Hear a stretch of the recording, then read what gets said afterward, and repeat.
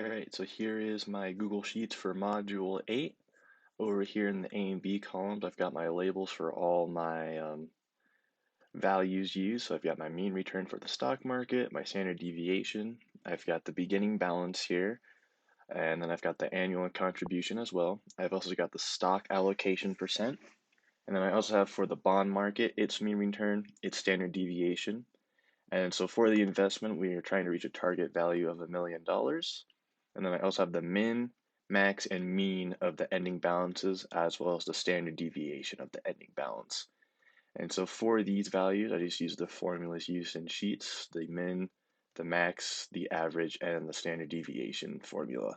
So that's how those were found. And if we give it a run right here, so we can get some new values for the actual presentation, notice how they'll change.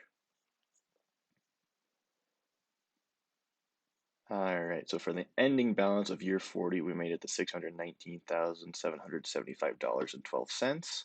And so the probability of hitting a million there was 61.98%. But the max we had was $2,069,506.19. Its mean was 865,000, and the minimum was 220,000. As we go across here, I've got my column for my years, which was 240. I've got my random bond return, which is the random number plus the mean and standard deviation of the bond. And then the same thing goes for the stock return, except it's just using its mean and standard deviation. And then the stock balance is calculated by using the beginning balance plus the times the stock allocation percent, and then times the percentage of the random bond return.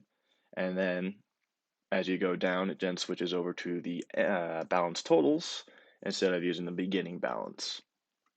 And then same thing with the bond balance. The only difference is instead of having a allocation percent for that, which would be 0.4, you just subtract 1 and minus the stock allocation percentage. So you would get your 0.4 that way instead of having another column for it.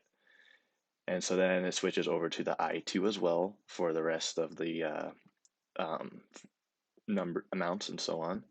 Then I've got my balance total, which is the bond balance plus the stock balance, and then plus the annual contribution of $1,000. And the ending balance, and then I've got my probability values.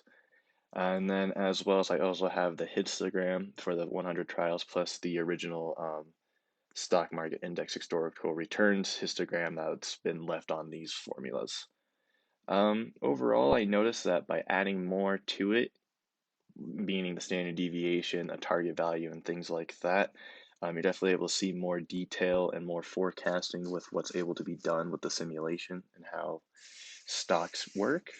I've also learned from this simulation that stocks are very hard to predict sometimes, and that they can either be really good or really bad. It definitely kind of depends on all what the market is doing. Like based on the last sim I did before this one, I had a maximum of $3 million, and now on this one I only have a max of two. So it's kind of interesting to see how much the stocks can deviate and change and things like that on them. But yeah, this was a pretty cool simulation. It was pretty nice to add more stuff on top of it.